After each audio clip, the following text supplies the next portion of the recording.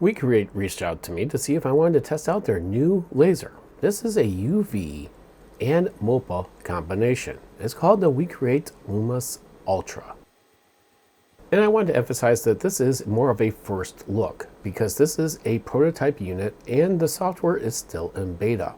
Heck, I don't even know what the pricing of this thing is going to be. So if you have any ideas of what the price should be for a 6-watt UV laser and 100-watt MOPA combination, please take a guess and put in the comments below. Now let's go over some of the unique features of this laser. The core of this is a 6-watt UV laser, and you have the optional 60-watt or 100-watt MOPA fiber. Between this combination, you can engrave up to 2,500 plus materials. There are 5 glass engraving modes for subsurface and true 3D inside. The UV laser engraving uses photochemical cold processing, has ultra-fine 16K precision engraving and spot size of 0.0019 millimeters, has a UV and MOPA one-click switching, has ultra-fast 16,000 millimeters per second engraving capabilities, it's fully enclosed, and MOPA laser for metals and plastics. This is one sleek-looking machine. The knob on the top there is for your focusing, and the bottom button is to start and stop your process. You have some expansion on the back. You have your slider, reserved, and rotary, and you have your exhaust port, USB to connect to your computer, auxiliary, power input, and your on-off switch onto the right. The exhaust does have a fan in there, but I'm actually exhausting into an air purifying system right now. It does have a removable plate, and it comes with these 2 jigs. Now, the plate is removable, but it does not have a pass-through. Let's go ahead and start with our first project. This is going to be a 3D relief of a lion's head on a wood coaster. And it's only going to have 20 passes, so it's not going to be that deep of relief. This is more of just to show you what the machine is capable of doing. And what's unique with the UV lasers is that it does cold processing. You notice it's not scorched at all. It does have a different tone to it. So when you're doing this 3D relief, it is pretty cool because it almost looks like sawdust that's around it. So let's go ahead and continue on to our next project. And one thing a UV laser shines at is doing glass. It can engrave glass literally sometimes just in one pass, and it looks absolutely great. I went ahead and put the shot glass on there, and I did a refresh and got an image, but we also want to make sure this glass is nice and level.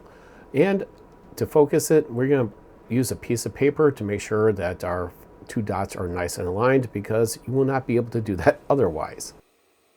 Now, I did do 2 passes on this, and it came out really nice. Now, you have to be very careful with curved edges, because if you have a curved edge with the short focusing height on a UV laser, it may not engrave at all. So I just want you to be aware of that. And would you look how nice, crisp, and clean that is. Now, I could have increased the DPI to make it even more crisp, but yeah, this came out great. If you want to crank out shot glasses and make a profit, wow, you just create a jig on here and you could really crank these out in no time, and they look absolutely great. Now I want to try something that I haven't tried before, and that is relief engraving into some crystal. And here are the settings here, so if you want to just go ahead and take note of it, it's on the right hand side. I'm going to scroll down, and that way you could go ahead and test this yourself. Now, be warned, this is like a 7-hour job because my DPI is really high and I'm doing pretty slow passes. Now let's go ahead and pick it up here, and we're going to clean it off. And so far you're like, oh, that looks pretty darn good, but this is actually just like engraved inside. Wait until I flip this over and you'll see what it looks like. Oh, now that is really, really impressive. I just couldn't believe it. Now, of course, if you don't want the detail and if you want to speed up the process, you can reduce your DPI, but I am really impressed. And I also use that wood coaster underneath to protect my build area because the laser will go through and mar your surface. Now we're going to switch to subsurface engraving. So we're going to need to swap the purple lens with the green lens. And the software will actually let you know if you have the wrong lens in for the specific job that you want to do. So we're going to go ahead and remove the purple lens, being very careful not to touch the lens. You can leave the lens cover on if you so choose. And now we're going to put the caps on to protect it. So you always want to make sure that when you store these lenses that you protect it with the caps. That way you don't get any scratches or smudges on them. And now let's go ahead and put the green one on and take the lens cap off. As I mentioned earlier, the build plate is removable, and this is why. Because we have 4 points on here where we are going to put in our legs, so to speak. We're going to screw in 4 of these standoffs here, and that way we could raise the surface up for the field lens.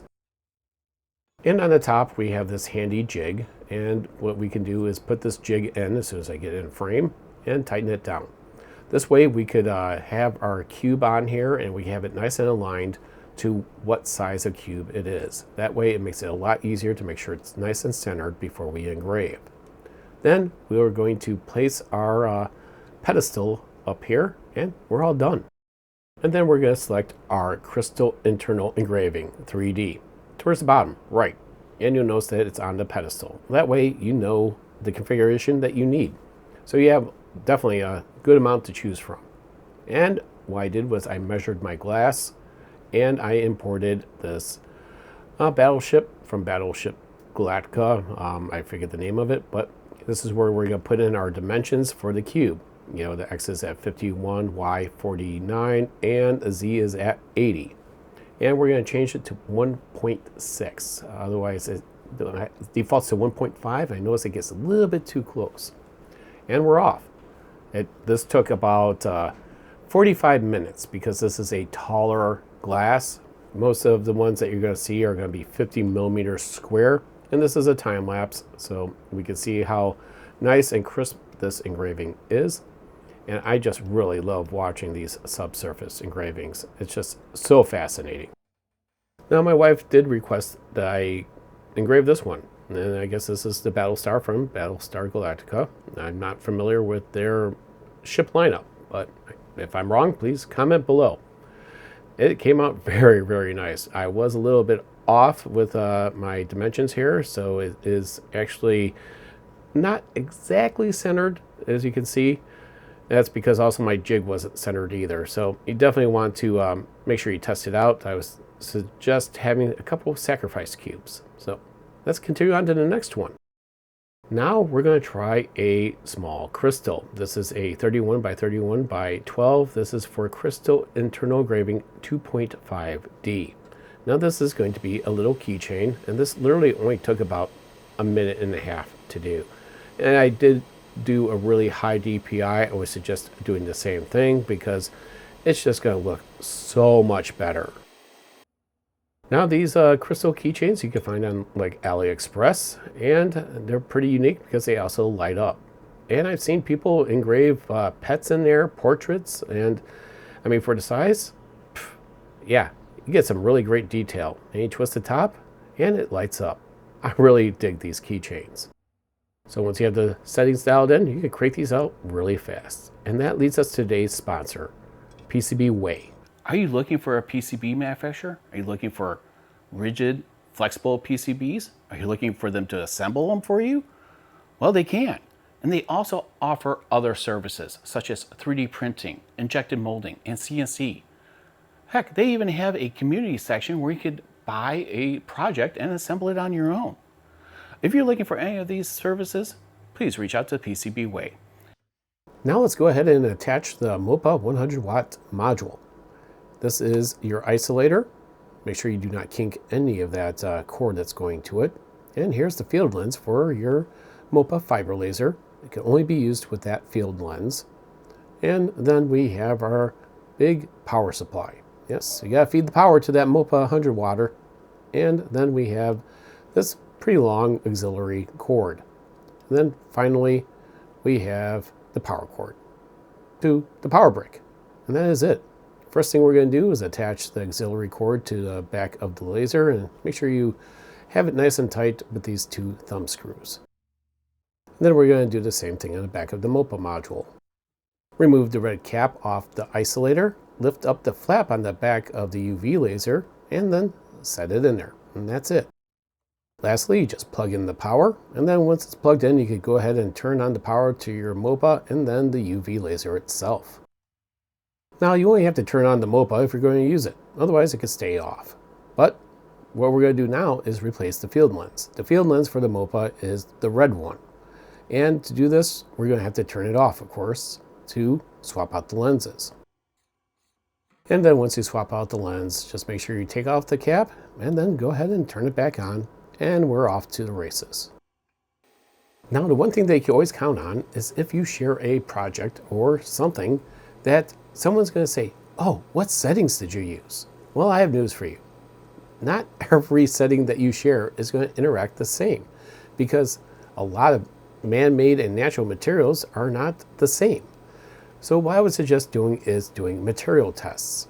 This will create a library for you. So say that you get a new piece of material like this stainless steel.